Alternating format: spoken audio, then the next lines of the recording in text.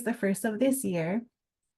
We'll be talking about traditional cultural properties, specifically using the Mauna Kea nomination as an example and talking about how we went through that together with Kahea and Mauna Kea Nainaho. So very quickly, this is what we'll be discussing today. We're starting off with the National Historic Preservation Act and the history of TZPs stemming from this. We'll also discuss how historic properties are recognized in Hawaii and at the national level, as well as the types of historic properties and TCPs, determining their eligibility for inclusion on the registers, what are the benefits of listing, and then a very brief high-level overview of a nomination process using the Mauna Kea nomination as an example. And then we have some little fun things for you as the post-nomination process. So, whoops. Prompted by the destruction of cultural and historical resources, Congress in 1966 passed the National Historic Preservation Act. So what this does is it established a number of different things, one of which being the national program for the purpose of preserving, restoring, and maintaining the historic and cultural environment of the nation with a view towards stewardship and trusteeship for future generations. So of the numerous things that come out of the act, the two critical points for us in terms of nominating to the National Register is first and foremost, the establishment of a National Register of Historic Places and the criteria for making nominations. The last point here is that Section 101B does require that every state and territory have a state historic preservation officer who throughout this presentation will refer to as the SHPO. And there are specific duties and responsibilities that the SHPO must enact. These are some of those duties. In Hawaii, actually, our SHPO is the chairman of the DLNR, the Department of Land and Natural Resources. So our SHPD, our State Historic Preservation Division, falls under the DLNR. So the administrator does actually conduct a lot of these SHPO duties, but as you'll see, if you ever write letters for projects to the SHPD, they'll usually be addressed to the DLNR chairman, just out of formality as the SHPO, but the SHPD administrators who will actually be operationalizing a lot of these duties. There are a number of ways that historic properties are recognized, particularly in Hawaii, the first one being the State Inventory of Historic Places, or the SIHP. What this is it's an official inventory of historic properties in Hawaii, and it's maintained by the SHPD and it's updated bi-weekly. An SIHP can be requested for any historic property in Hawaii, regardless of if it's being nominated for inclusion in the Hawaii National Registers. There are two official lists that recognize historic properties at the state and federal levels in Hawaii. The first being the Hawaii Register of Historic Places, and the second being the National Register of Historic Places. The table here communicates the differences and similarities between the two registers and helps to better understand the functions of both. So they're similar, but they're not identical. The SHPD will maintain the Hawaii Register, while the National Park Service maintains the National Register. Anybody, it can be a historian, it could be an organization, or just any individual.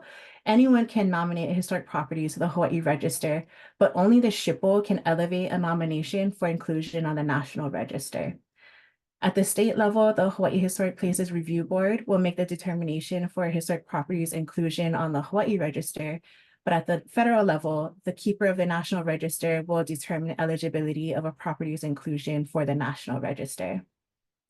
This Hawaii Historic Places Review Board, they are comprised of 10 professional experts in the fields of archaeology, architecture, sociology, history, and Hawaiian culture. So what is a historic property? Here we have first the state definition. Second is the definition in the NHPA, so the federal standard. And then in 2012, the National Park Service and PS did provide further clarifications for historic properties. So while worded differently, both the state and federal definitions categorize historic properties into 5 different types. So districts, sites, buildings, structures, and objects. MPS further clarifies that the historic properties are those that are eligible or already listed on the National Register. So what this does is it also just provides more inclusion for the National Register standing.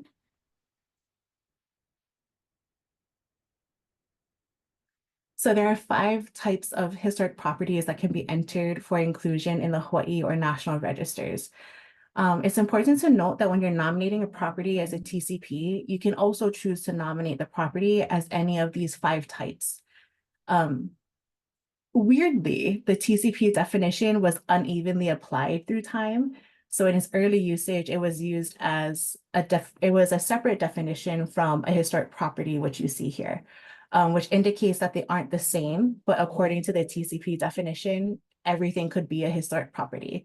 A property can be a TCP and any of these types of historic properties at the same time, mainly because the definitions for these types of historic properties are much more narrow, but the TCPs are more holistic and they tend to encompass other historic properties.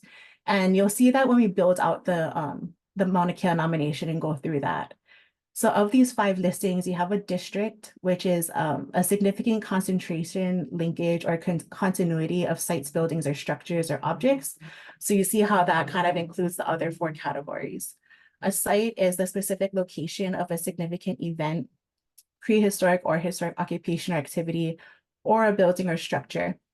Buildings are created principally to shelter any form of human activity, and that's kind of where it differs from a structure, which is used to distinguish from buildings for those functional constructions that are usually for purposes other than human shelters. And then objects are used to distinguish from buildings and structures further. So you see how it's just distinguishing further from district all the way down to object. This is the NPS definition of a traditional cultural property. And the pictures that you see here on this slide are of mountains that have either been listed on the National Register as TCPs, or they're eligible for inclusion and pending inclusion on the register. This slide in particular is one that we actually presented to the Hawaii Historic Places Review Board to show that there is a precedent set for including sacred mountains in the National Register as traditional cultural properties.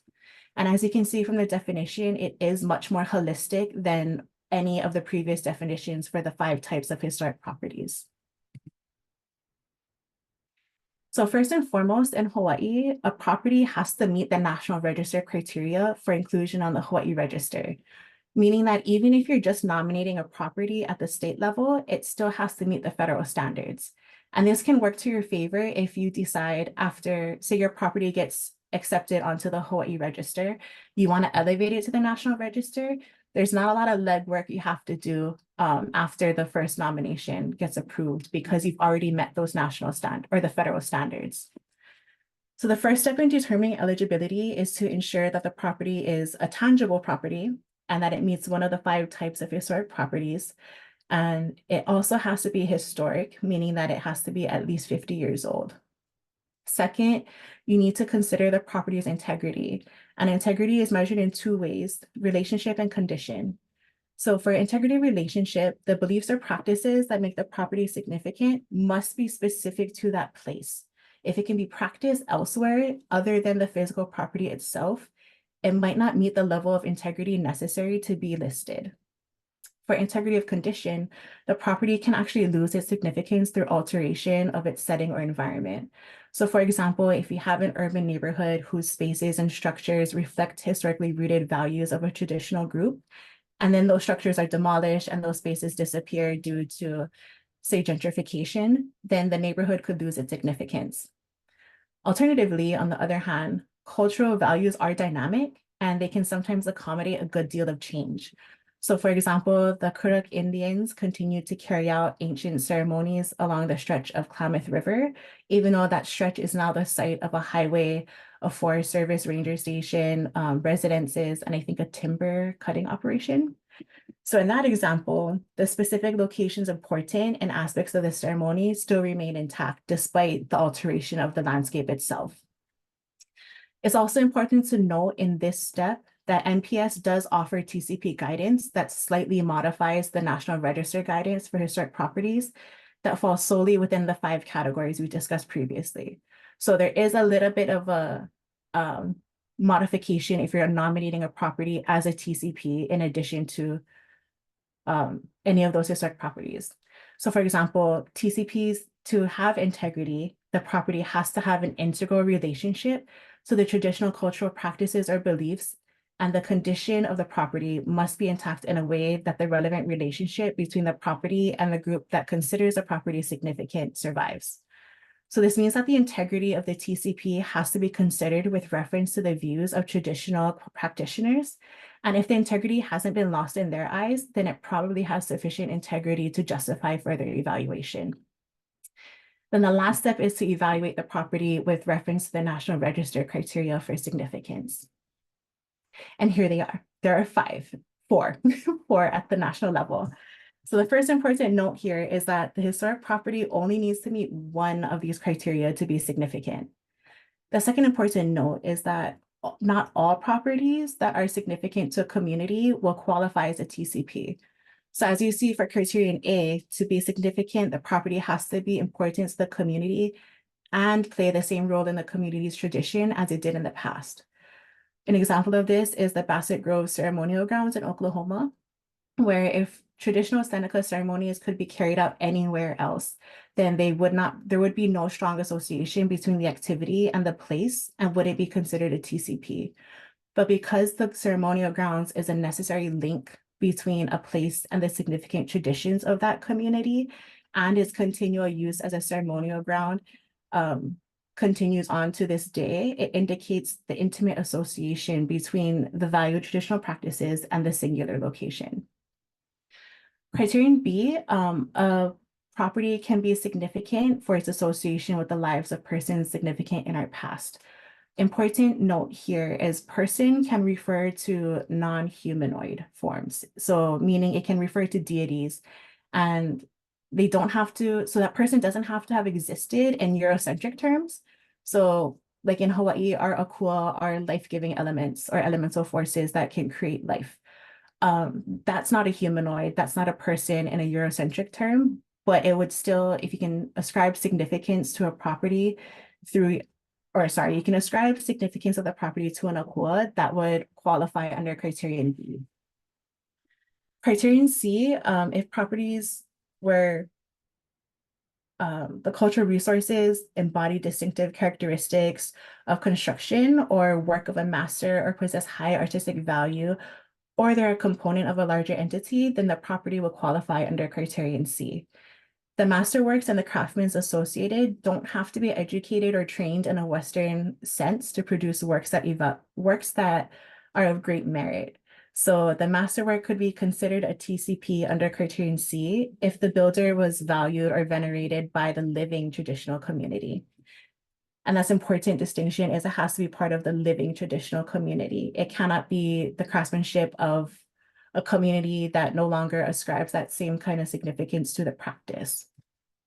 So these works are often spiritual and hold a lot of artistic value that reflect an ethnic group's distinctive mode of religious expression.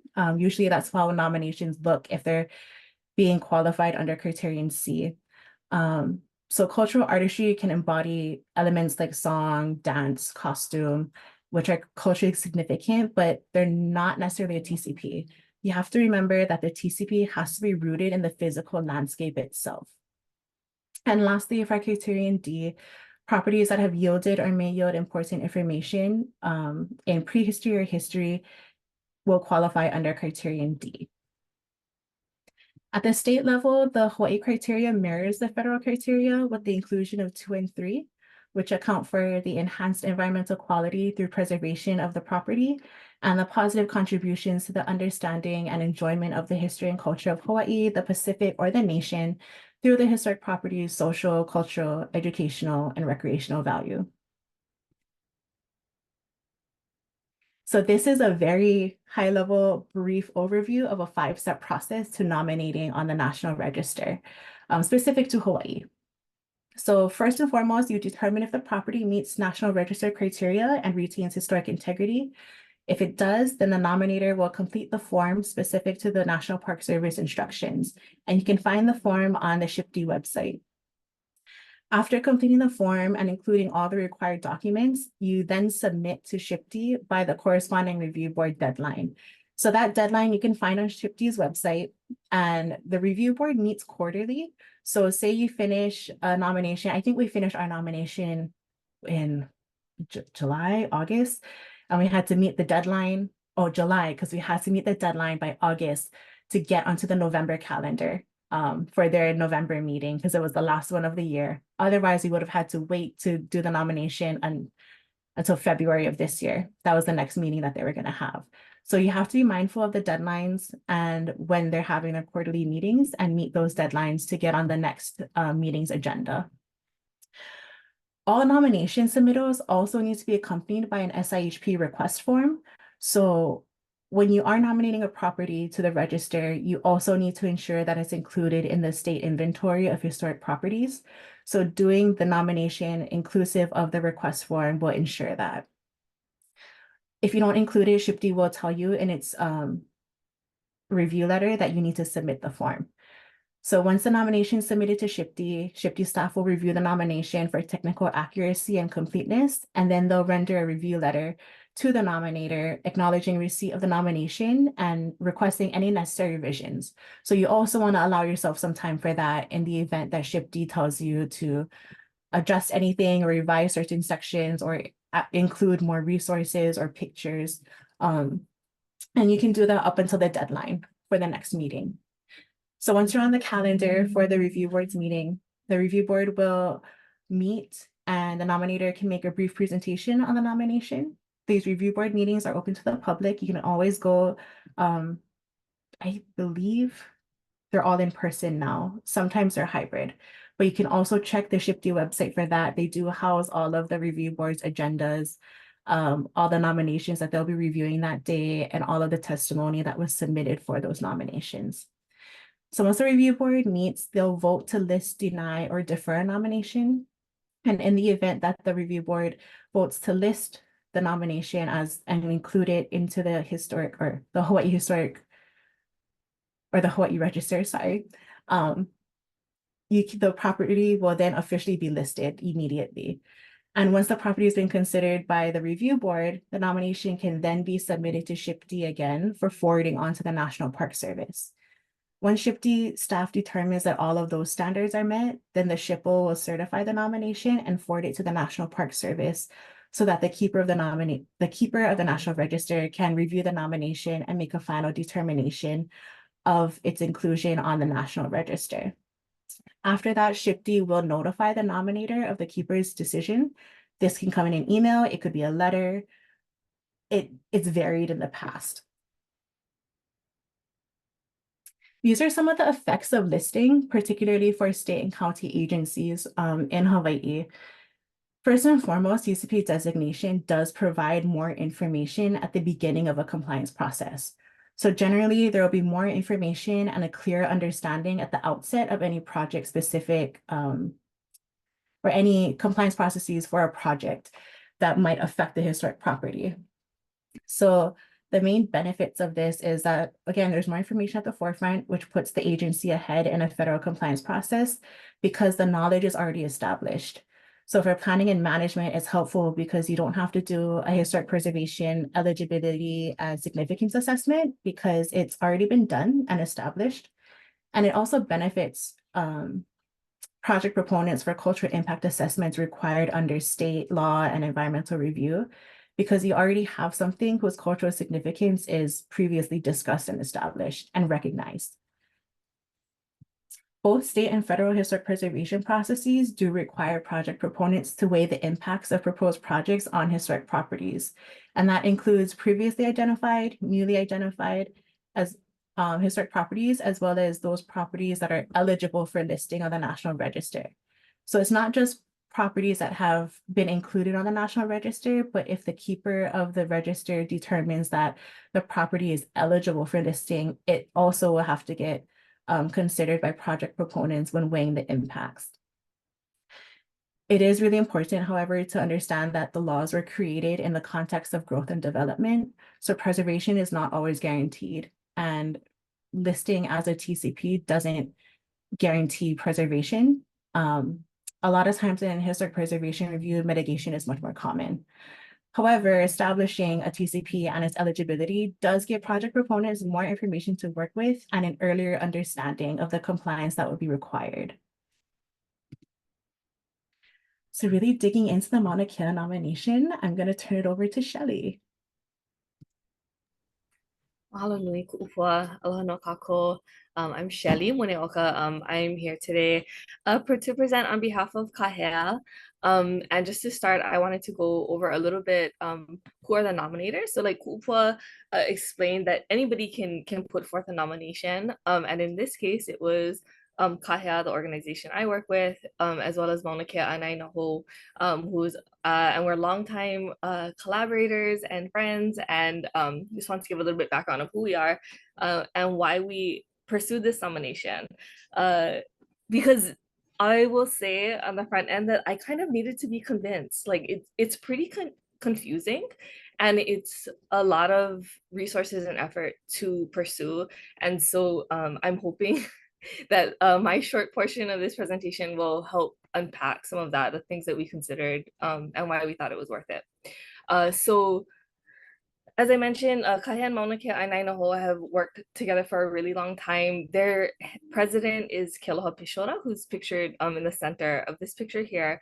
We're both members of the Mauna Kea Hui, which is an informal group of aunties, uncles, aloha aina of all varieties who care about Mauna Kea, basically. And in different arrangements, we've been working together for over 2 decades, I would say now at this point. And a lot of what we've done is poring over permit and lease applications, rural proposals, all kinds of things that affect Mauna Kea. And so for our part, Kahea is actually an acronym for the Hawaiian Environmental Alliance. We're a community-based nonprofit, and we have over 10,000 supporters. And essentially what we do is kind of grassroots administrative and legal advocacy, which is unpacking issues and also processes to make it easier for everyday people to engage and to understand the impacts of different processes and stuff. So yeah, that's good on the slide, I think. Okay, so going into a little bit of why we decided to pursue this designation. First and foremost, we really wanted to honor the beauty and the brilliance of our lahui in all the different ways that we've seen them express over the years their aloha for this place. And this was something that we could do that would have a broad-based impact going forward. And so what this designation does is it pays respect to Kanaka worldviews, and it honors deep relationships that we have with this mountain by putting into an official record the elevated role of Mauna Kea and the specific practices that have taken place there since time immemorial and continue on until today. Something that was kind of unique about this designation specifically was that it's had really diverse support over the years. So not just from the Hui folks that you saw on the last slide and other kia'i, but also from archaeologists, ethnographers, and then UH and Shifty themselves, who we usually find ourselves on the other side of the table for most of the proposals that we deal with coming up on Mauna Kea. So, you know, just being in this advocacy effort for so long and seeing that this idea of a TCP designation come up over and over from all sides kind of pointed us to the worthwhileness, I guess, of this effort. And then the next one was something else that's kind of unique about Mauna Kea is that not all places are so lucky to have such a robust written record, but Mauna Kea really has tons. And so for the people in the Hui that we work with, they lived through a lot of that public record. They've, you know, been in, you know, all the hearings, all the comment periods, many lawsuits, all the different plans and proposals and reports. And so we know that we were very familiar with that particular written record.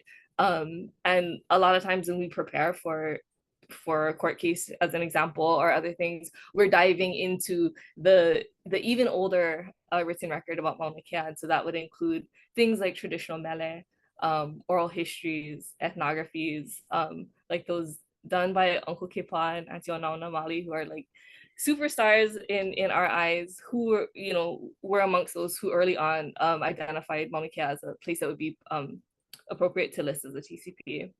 But also looking back at like Nupepa and other countless resources, so that we knew that we would be able to make a really strong case for Mauna Kea.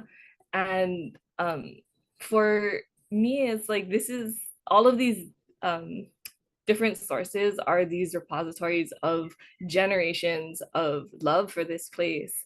And so we wanted to be able to put that into the official record.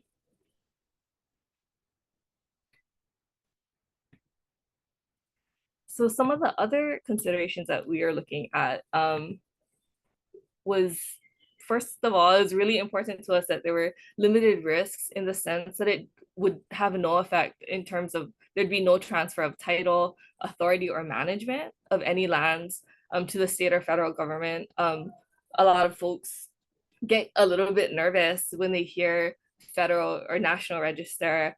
There's just a long history of misuse and abuse and misrepresentation. So, that was a really important for us to understand deeply, that the TCP designation doesn't touch any of those things. And then in terms of the benefits, however, that it would, if it's listed, that it would expand the scope of analysis for projects on state or federal lands, or that need state and or federal money or permits. And that's really important to us, and we know it's something that will come up continually, like going on into the future, so that this is something that we could do now to get ahead of that, to get us in a better position in the future. And one of the really important parts about this, so Kuʻupua talked about historical properties and kind of the distinction between a historic property or site versus a TCP, is that the TCP listing then expands it to include practices and living communities that have cultural connections to those places. So when it comes time to do a consultation, or I'm not a consultation, I'm sorry, analysis of impacts, it just moves from just the tangible impacts on a place and zooms it out to include all these intangible impacts. And yeah. And then so the other thing that was so important to us was that it was a proactive thing that we could do. So like Kuʻupua was mentioning, a lot of other historic preservation things are compliance driven. So usually the work that we're doing is because somebody has a proposal, and so they would come and just an example, like around the boundary. Usually there's a project area boundary, and the framing is kind of like, do you care about anything over here? No, you're good. Okay. And then, just avoiding maybe sensitive areas. But for this TCP proposal, we're able to propose the boundary in a more inclusive way. And we'll show a map coming up a little bit so you can see kind of the difference. And the important thing there was that there's also like enough narrative space inside of a TCP where we could articulate that the significance of Mauna Kea is actually boundless, and to really articulate that we are choosing a boundary for the purpose of this designation, but still explain that like our understanding cannot be fit into this little tiny box, basically. So that was different from how we usually have to engage these processes.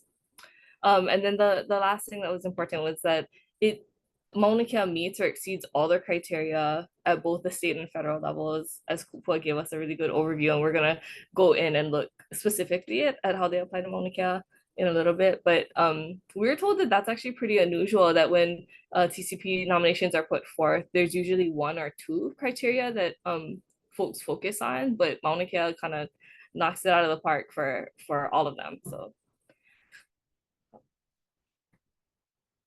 So just I want to talk a little bit about some of the unique challenges that we face. So that robust record that I mentioned was a blessing, but it was also a challenge, because it was a really big job to go through and summarize and synthesize and select what would go into the nomination itself. And so we knew that we definitely needed help. And so we contracted Kuʻupua to help us, not only to increase the capacity, but also for their process expertise. So everything that Kuʻupua just like walked through in terms of like the steps, like was not clear to me on the front end. And if I'm being honest, it's still not super clear to me now. It's like I need to go back and refer because it can get a little bit confusing. So we brought them in to help us with this. And for our part, in terms of the partnership, like I was saying, because of the lived experience of the folks in our hui, people are able to refer to and highlight specific parts of the public record when there were like particularly articulate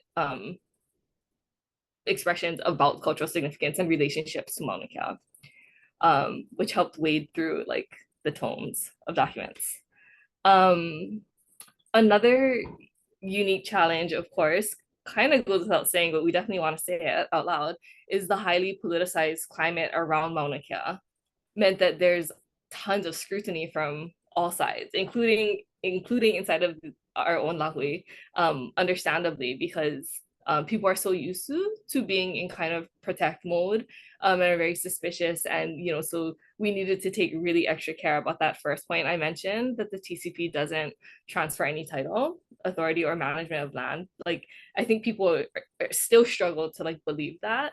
And so it's something that we have to like keep reiterating and understanding that that's like a really sore point for people. And then on the other side too, though, the folks that we're usually on the opposite side of the table from are also, I mean, kind of traumatized from the past few decades, and the direct actions that have taken place out of protection for Mauna Kea.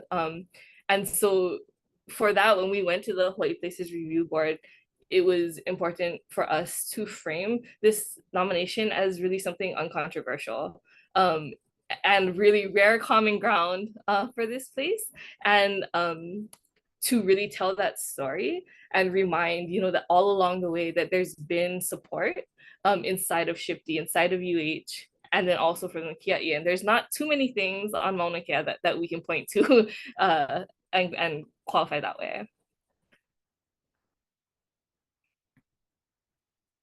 So yeah, lastly, before we jump into the actual like how does it meet the criteria, we just wanted to talk a little bit about the decision of like why now? Why do we finally decide to pursue this? Firstly, it was just super overdue. It's been recognized at the state level as eligible since at least 1999. And that was Shifty had recognized Mauna Kea Summit region as eligible for inclusion on the National Register in 1999. And then the historic district was initially proposed in the cultural impact assessment for the Mauna Kea Science Reserve Plan back then. And then Shifty designated Mauna Kea Summit region as a state historic site as part of its draft historic preservation plan back then, but then the plan was never finalized. And so that's just an instance of like, this kind of unclosed loop that's been open for like 25 years. And so we thought, okay, it just needs to happen already. Another reason is because of the changing political climate, because it's been so long overdue. So much has happened in the last 25 years. And so just as an example of the changing political climate, in 2009, when UH developed its comprehensive management plan, it included support that they would support an application for Mauna Kea as a TCP. And every year when they would have to do their annual like report to the board, they would say, yep, we support the same language, but that nobody had ever nominated it. And then in early 2022, when we are kind of saying, this should happen, and kind of started getting the wheels turning.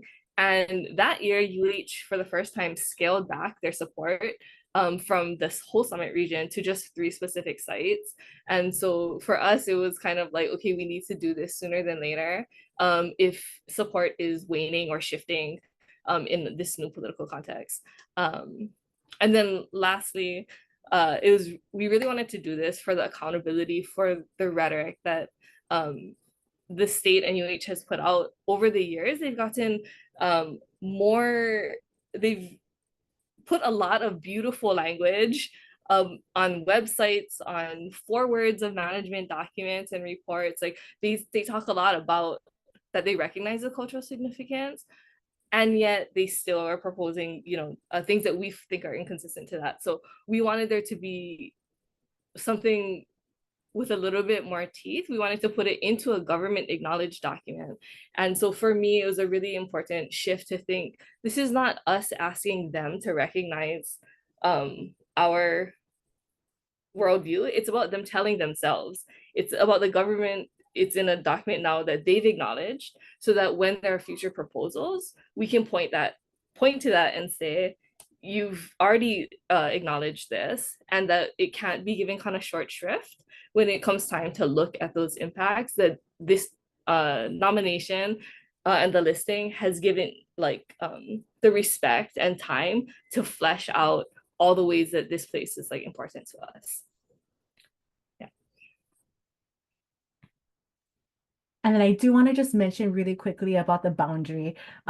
We did do a 6,500-foot boundary of public lands only. And like Shelley said, we know that the boundlessness of Mauna Kea, that's what we think of it as. Like this, the importance and significance is ascribed to Mauna Kea in its totality. So it's really a boundless nomination, or that's how we view it. But because of the nomination standards, we had to superimpose an artificial bounds. So we did that at 6,500 feet, public lands only, excludes the federal lands and privately owned lands, mainly because this boundary was also determined by other kia'i in the past as being adequate. And it does include a lot of the significance and the features that we believe ascribe significance to the Mauna with, or was a really bad sentence. It is inclusive of a lot of the features that we know to be we know to contribute to the significance of the Mauna. Sorry, can you go back real fast? I didn't even talk about the figure. So the figure on the top is the map that is in the comprehensive management plan now for Mauna Kea. And so those yellow areas are the 3 spots that they're saying that they would support as historic property, or I'm sorry, as TCP. Yeah, TCPs for those specific sites. And so the bottom picture is the boundary that we propose, which is everything at that 6,500 level that Kuʻupua was talking about, and all the way inclusive of everything above that as well. So yeah, so just wanted to explain those. Awesome, thanks. Okay, so diving into the nomination and how we kind of wrote this out to show that it does exceed, Mauna Kea does exceed every single criteria. First, just a really simple recap of the 3 main points. Like Shelley said, this process, it looks very simple as it's laid out here. There's a lot of nuance, there's a lot of details. So I highly encourage you to look at the NPS guidance for further information on this. But using the Mauna Kea nomination as an example, we'll go through how we did each of these steps. So as we mentioned before, a property can qualify as both a TCP and another type of historic property. So when we were reviewing the definitions of historic properties for the 5 types, we found that district was the most appropriate categorization for Mauna Kea because the mountain possesses a significant concentration of sites, building structures within those definitions at the federal level. And all of those, even for example, just within the Adz Quarry alone, we found a lot of that. The Mauna also hosts a concentration of pu'u and other natural features that Native Hawaiians traditionally ascribe cultural significance and value to. And there's a continuity of sites such as Ahu, Heiau, and Kuahu, whether built or natural features, at which Native Hawaiians continue to practice traditional and customary practices. And all of these contribute to the significance of Mauna Kea as a district. So after determining that Mauna Kea is a tangible property, it's a district and a TCP, we then had to assess the Mauna to see if it retains its integrity of both condition and relationship. So does the condition of the Mauna, is the condition of the Mauna such that the relevant relationship survives? And the relationship in question here is the one that exists between the Mauna and the people who ascribe significance to it, which in this case are Kanaka Uiwi or Native Hawaiians. So we as Hawaiians, we have first and foremost a genealogical connection to Mauna Kea, and we revere the Mauna as an ancestor and a sacred landscape. And through the generations, we know this to be true. And we also had to evidence this through a lot of the oral histories, a lot of the ethnographic research showed it as well, that this relationship really influences our behavior towards and treatment of the Mauna. So in that sense, the integrity of condition, we met that threshold. Next, we have to see if the Mauna retains its integrity of condition or its integrity of relationship. Oh my gosh, I'm so sorry. That was the integrity of relationship. We're talking about integrity of condition by answering the question of, is the condition of the property such that the relevant relationship survives? So essentially, Mauna Kea does retain its integrity of condition because its physical location remains critical to practices that are carried out there. So if you remember, a property doesn't rise to the level of a TCP if the practices associated to the property can be practiced elsewhere. So Mauna Kea, even though it's been altered over the years, it still retains its integrity of condition as evidenced by, one, the continued relationship the Native Hawaiians have with the Mauna, and two, by the types of activities that are carried out there. So while some practices that take place on the Mauna can also be practiced elsewhere, a really good example of this is kilo hoku, where the alignments on Mauna Kea with other significant natural features and the view planes that are necessary for the practice, they're very specific to Mauna Kea, and those cannot be practiced elsewhere or replicated somewhere at a lower elevation. So now that we've established that the Mauna is a historic property by way of district and a TCP, and we know that it meets the standards for integrity, we then had to evaluate which of the criteria of significance the Mauna met. And in the case of this, like we stated before, the Mauna exceeds every single criteria for significance. So for criterion A, Mauna Kea meets this criteria because of its traditional cultural significance, being derived from the role that it plays in the cosmology of Hawaiians and the ongoing community's historically rooted beliefs, customs, and practices. So Mauna Kea is eligible for listing as a TCP under criterion A because the Mauna's cultural importance is perpetuated by this continuum of cultural beliefs, practices, and recurring tangible physical phenomena and anchored by the ahu, the heiau, and even just trails and spaces for celestial observation and markers that Hawaiians placed and continue to utilize on Mauna Kea, the way that we continue to make pilgrimages and perform religious rituals, cultural protocols, spiritual practices, as well as to collect important resources for ceremonial use. There are certain practices such as the depositing of piko or interring iwi up there. Also, we recognize that historically it was a seat of power. And we really use Umi and Queen Emma and their pilgrimages and their relationships with the Mauna to characterize that. So in framing the actual nomination, we really wanted, it's really hard to fit what we know holistically and inherently to be true that's very culturally significant to us into a Western framework. So to really set the tone for the nomination, starting with criterion A, we start with the genealogical connection. So we start with chants, we start with evidence of how we derive from the Mauna. So it's pretty irrefutable at that point as you continue to read through the nomination, because we had to keep in mind that while a lot of us on this call right now understand this, whether you are Kanaka or not, there are people who exist in this world who don't have this kind of context or understanding. So you really got to lay it out for them. So building that foundation was critical for this nomination. And criterion A was kind of that first deep dive that we had to do culturally for this. So for criterion, oh, this is you, Shelley. So moving on to criterion B, an association with the lives of persons significant in our past.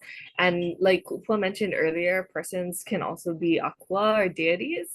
And as we all know, Mauna Kea summit region is considered a wau akua, realm of the gods.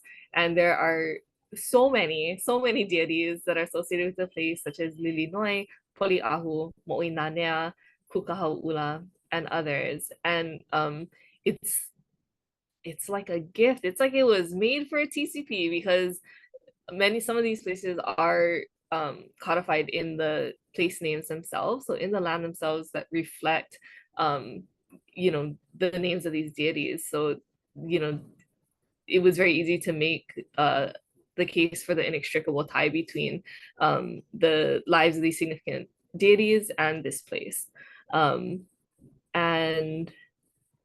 what else I want to say about that? And then also, so moving forward in time, like Kuʻupua mentioned, the stories of the pilgrimages of Umi and Queen Emma. We have written records, historical accounts of those pilgrimages, and also mele and hula that come out from those as well. We use the mo'olelo to reaffirm the presence and importance of the akua and the people associated with the mauna. So for criterion C, we found that Mauna Kea was eligible through the distinctive ways that Hawaiians source and manufactured stone tools, specifically using the Keanakakoi adze quarry as an example of this. It's a 7.5-mile quarry. The quarry itself includes sites and tools that were produced there that embody distinctive characteristics of a traditional Hawaiian stone tool manufacture of master craftsmanship. And we found that Keanakakoi it differs a lot from other adze quarries where it was kind of this big, it wasn't just a sourcing place. They also built the tools there on site, which we found to be very distinct from other quarries around Hawaii at the time. And the constructions of the shrines themselves that are in the quarry are also distinctive and found in few other places in Hawaii. We also looked to the pahumanamana, which were used for kilohoku to record the rising and setting of stars, planetary movements, seasonal changes, solstice and equinox. And the pahumanamana, they consist of these stone uprights that align with volcanoes and other significant natural features throughout the Pai'aina and beyond. So the platform that the pahumanamana stand on is made of a dry stack pohaku that anchor the lateral lines of the uprights to certain stars and planets, and they allow the observer to track their rise and fall, which is why I use this as an example of how the practice is tied to the physical location, because those uprights align specifically to where Mauna Kea is. So the pahumanamana and the platforms that they're on are of a distinctive method of construction, and they're demonstrative of a highly skilled tradition. Along with that, we have the trails. Trails existed in 5 of the 6 major districts on Hawaii Island that provided direct access to the Aina Mauna, and some of them are still intact, as you can see in the upper picture here. And lastly, we wanted to discuss how the definition for criterion C is more geared towards built out environments or tangible things. But what was also equally important were the open spaces and the view planes. So those view sheds were important for observational practices and for understanding our environment, because we know in Hawaii that it's a biocultural environment, it's all holistic, and we need that landscape, that airspace in order to fully understand our biocultural environment. I love that last point too, Kuʻupua, about open spaces, just because of the name Mauna Kea and Akea and the expansiveness. Like it tells us about like the nature of that space, and it's so important. We always would say open space is not empty space, and that feature is really important to the Mauna itself. So the last criterion or federal criterion that we're going to look at is criterion D. So that's the association with traditional history, spirituality, and culture of the group that ascribed significance to it. And so Mauna Kea meets criterion D because it yields critical information that contributes to our understanding of Kanaka Oiwi history and pre-contact history. And it provides critical knowledge of and physical evidence for Hawaiian traditions, culture, and history, and an exceptional opportunity to expand on that knowledge through continued cultural practice and use. And this criterion really looks at the associations with human activity as being the critical point to understand a site's historic environment. And so, what do I want to say here?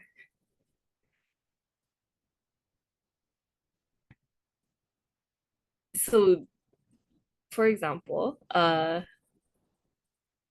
like Kupo talked in the beginning, because of Mauna Kea being our like progenitor, it's a space that where the life-giving forces of Papa and Wakea. So the earth itself, the sky itself come together to create life. And as an ancestor and progenitive force, it's so important for us to protect Mauna Kea and its natural resources to protect the growth and well-being for not only that space, but also for Hawaiians and the living community that rely on that space. So an example of the kind of traditional practices that happen there that tell us about ourselves and orient us to the world, as Kuʻupua was mentioning, like Kilo, and these different solstice and equinox ceremonies, place to mark time. These are all practices that are continue on until today, and literally orient us in the universe. So as a recap, these are really brief statements of how we met and exceeded each of the criteria, inclusive of the state criteria. So we do satisfy the state criteria and that threshold, saying that Mauna Kea significantly enhances the environmental quality of Hawaii, and its preservation significantly contributes to the understanding and enjoyment of the history and culture of Hawaii. So tying in kind of to what Shelley was talking about with criterion D, the nomenclature was a big deal that we wanted to insert for criterion D, because even if you just look at how we develop names and how we ascribe significance to places, a lot of times you see these pu'u on the Mauna that are literally named after the akua that are residing there.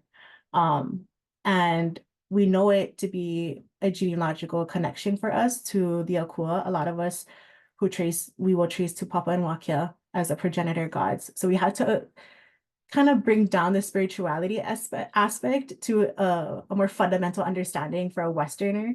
So really breaking down those words that also contributes to this enjoyment of the history and culture of Hawaii, which satisfies the second state criterion, where the Mauna does contribute significantly to the understanding and enjoyment of the history and culture of Hawaii in the Pacific. Because, like I said, those alignments on Mauna Kea, they extend beyond Hawaii Island, they extend throughout the Pai'aina and to other points across the Pacific as well. So its preservation actually facilitates the perpetuation of Hawaiian culture and knowledge generation. And so the recognition of the sacred nature of Mauna Kea to Hawaii's indigenous people is critical for that. So once you finish a nomination and you go through that 5-step process, SHPD will notify the nominators of the Keeper of the National Register's decision. So we right now know that the Mauna Kea nomination is with the Keeper of the Register.